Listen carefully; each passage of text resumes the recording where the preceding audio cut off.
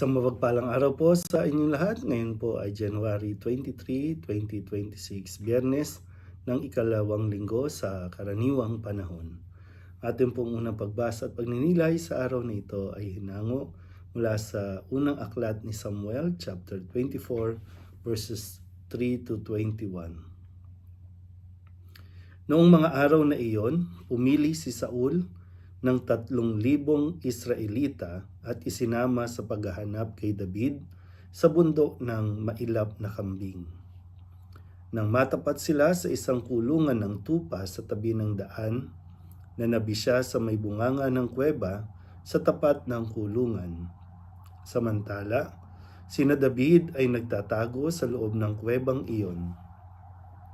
Sinabi kay David ng kanyang mga tauhan, "Ito na marahil ang katuparan ng salita ng Panginoon na ibibigay ko sa iyo ang iyong kaaway at maaari mong gawin sa kanya ang gusto mo." Palihim na lumapit si David at pinutol ang laylayan ng kasuotan ni Saul. Nang magawa niya ito, siya'y inusig ng kanyang budhi pagkat para na niyang nilapastangan ang hari. Sinabi niya sa kanyang mga tauhan, "Huwag nawang itulot ng Panginoon na lapastanganin ko ang hari na kanyang hinirang."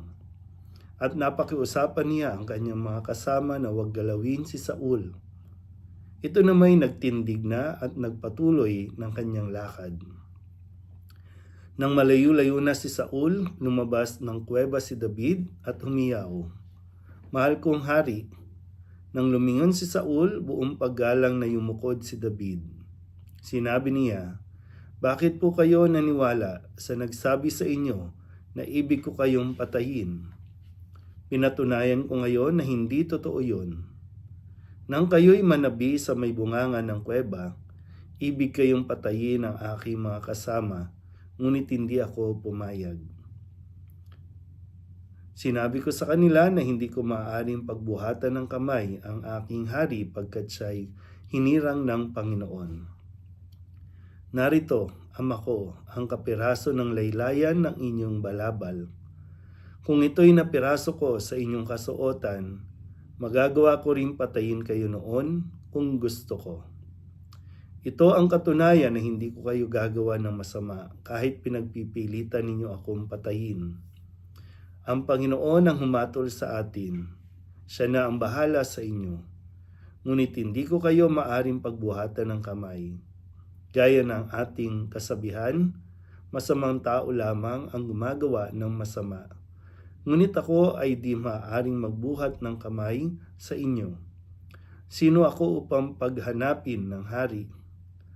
Ako'y tulad lamang ng isang patay na aso o kasing liit ng pulgas. Ang Panginoon ang humatol sa ating dalawa. Siya ang higit na nakaalam tungkol sa usapang ito, at siya ang magliligtas sa akin laban sa inyo." Pagkatapos magsalita si David, sinabi ni Saul, "David, anak ko, ikaw nga ba yan?" At siya'y nanangis. Sinabi pa ni Saul, "Higit kang mabuti kaysa akin. Sinusuklian mo ng mabuti ang masamang ginagawa ko sa iyo. Ito'y pinatunayan mo ngayon. Hindi mo ako pinaslang bagamat maluwag mong magagawa. Bihira sa tao ang makagagawa ng ginawa mo. Ang pawalan pa ang kaaway na nasa ilalim na ng kanyang kapangyarihan. Pagpalain ka nawa ng Panginoon sa kabutihan mong ito sa akin. Ngayon, alam kong ikaw ay magiging hari ng Israel at natitiyak kong mapapanatag ang bansang ito sa ilalim ng iyong pamamahala." Ang salita ng Diyos. Muli po, isang mapagpalang araw sa inyo at sa pagpapatuloy po na ating pagbabasa at pagninilay sa unang pagbasa.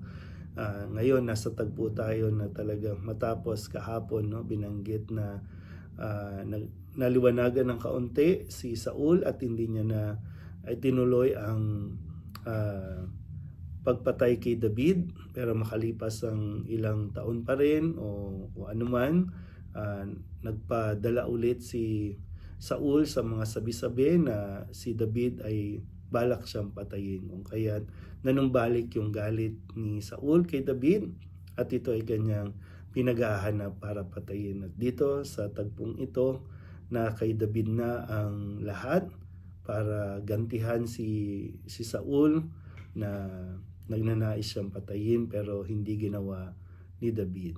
Napakagandang halimbawa na dapat nating matularan.